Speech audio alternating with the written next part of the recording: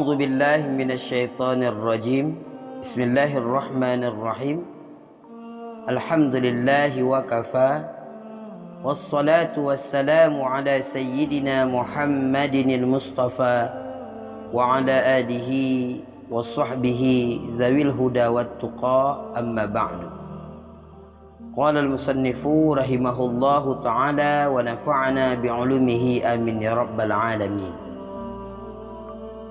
Kita sambung pembahasan kita masih tentang perjalanan kehidupan baginda Rasulullah sallallahu alaihi wasallam.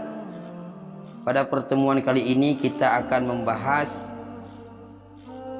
bab yang ke-17, yaitu jam'uhu li ashirati.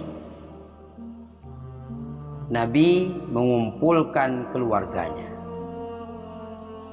Bismillahirrahmanirrahim. Jama'an nabiyyu ahlahu wa aqaribahu lamma nazala alaihi qawluhu ta'ala. Bismillahirrahmanirrahim. Wa anzir ashiratakal aqrabin. Nabi mengumpulkan keluarganya dan kerabat-kerabatnya manakala diturunkan kepadanya firman Allah Ta'ala yang berbunyi, wa anzir ashiratakal aqrabin, dan berilah peringatan wahai Muhammad keluarga-keluargamu yang terdekat. Jadi di saat baginda Rasulullah sallallahu alaihi wasallam telah berdakwah secara sembunyi-sembunyi, setelah itu berdakwah secara terang-terangan,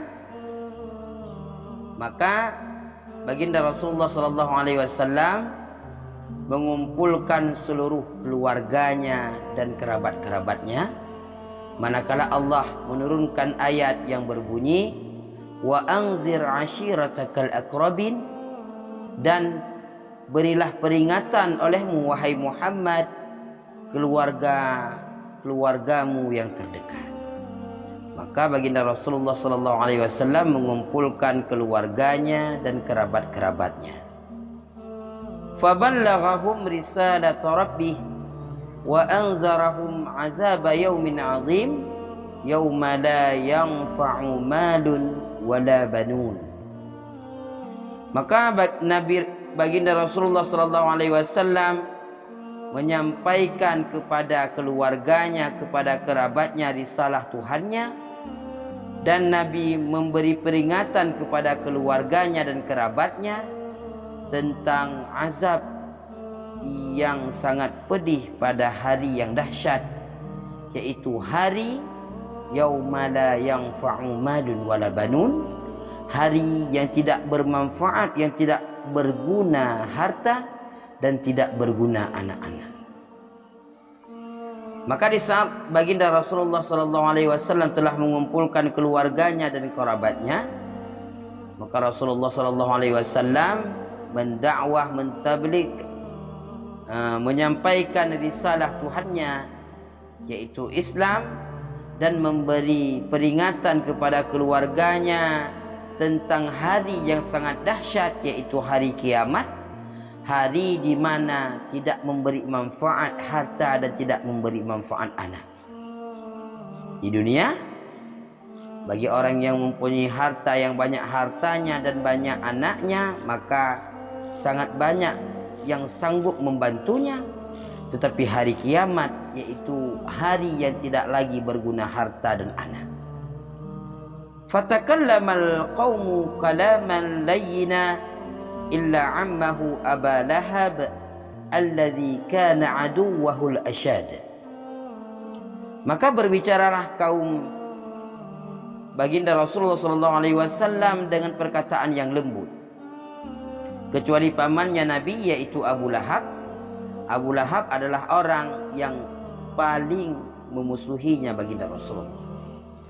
Jadi di saat Rasulullah sallallahu alaihi wasallam menyampaikan dakwahnya kepada keluarganya, kepada kaumnya, kepada kerabatnya, maka mereka menyambut, membalas perkataan baginda Rasulullah sallallahu alaihi wasallam dengan perkataan yang lembut. Kecuali ada satu orang yang sangat memusuhi baginda Rasulullah, yaitu pamannya sendiri Abu Lahab.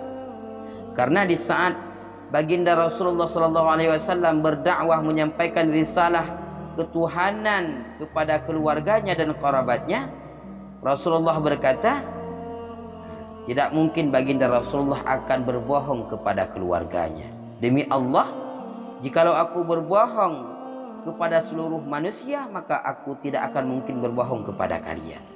Jikalau aku menipu seluruh manusia, maka sungguh aku tidak akan menipu kalian. Demi Allah, sesungguhnya aku adalah utusan Tuhan kepadamu. Dan inilah yang dikhabarkan oleh baginda Rasulullah SAW kepada keluarganya, yaitu mengajak untuk memeluk agama Islam, mengajak untuk menyembah Allah, dan Rasulullah memberi peringatan tentang dahsyatnya hari kiamat. Maka mereka menyambut dengan lembut atas ajakan Rasulullah SAW, kecuali pamannya yang menentang apa yang telah disampaikan oleh baginda Rasulullah SAW. Fa innahu raddan kabiha wa talaba minhumul qabd alaihi, faqala lahu Abu Talib, wallahi lanamna'annahu ma baqina. Maka sesungguhnya Abu Lahab menolak baginda Rasulullah SAW dengan penolakan yang sangat keji. Dan Abu Lahab meminta kepada kaum Nabi Muhammad untuk menangkapnya dan menyerahkannya kepada kaum Quraisy. Maka datanglah Abu Talib dan berkata kepada Abu Lahab, wallahi demi Allah, sungguh kami akan menjaga Nabi Muhammad selama kami masih ada, maka kami akan membelanya. Jadi Abu Lahab adalah orang yang sangat menentang, menolak apa yang telah diajak oleh baginda Rasulullah SAW, bahkan meminta kepada kaum Nabi Muhammad untuk menangkap dan menyerahkannya kepada kaum Quraisy. Maka datanglah Abu Talib, pamannya Rasulullah, dan beliau berkata, wallahi demi Allah, selama kami masih ada, maka kami akan selalu membela terhadap Nabi Muhammad SAW. Ini adalah pembahasan bab yang ke-17, di mana Rasulullah SAW mengumpulkan keluarganya, kerabatnya, untuk beliau ajak agar seluruh kerabat dan keluarganya memeluk agama Islam. Bab yang ke-18, ta'assubu Quraisyin 'ala Nabi sallallahu alaihi wasallam. Pemberontakan Quraisy terhadap Nabi sallallahu alaihi wasallam. Tabaddala hubbu Quraisyin lin-nabiyyi bughda wa qurbuhum lahu bu'da wa sidquhu kadhiba wa 'amaluhu huzwa.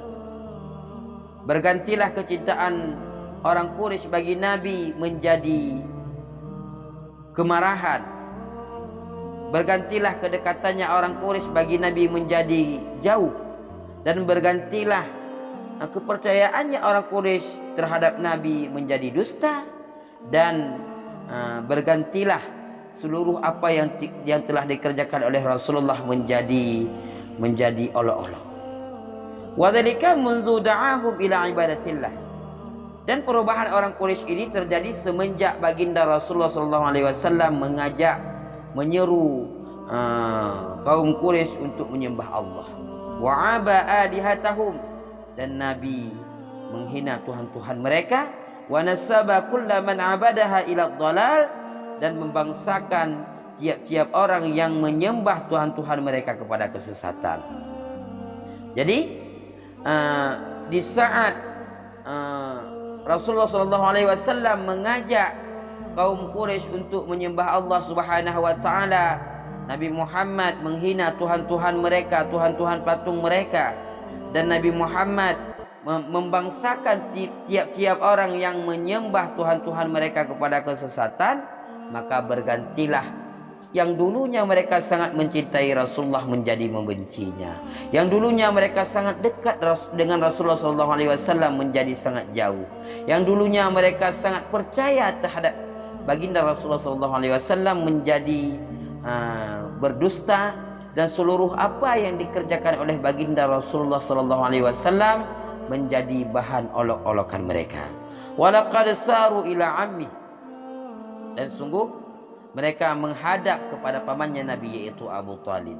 Wa talabu minhu ayyamna'a ar-rasula an sabbi alihatihim wa tadlili abaihim, dan mereka meminta kepada Abu Talib untuk melarang baginda Rasulullah sallallahu alaihi wasallam daripada menghina, mencaci tuhan-tuhan mereka dan menyesatkan nenek-nenek moyang mereka.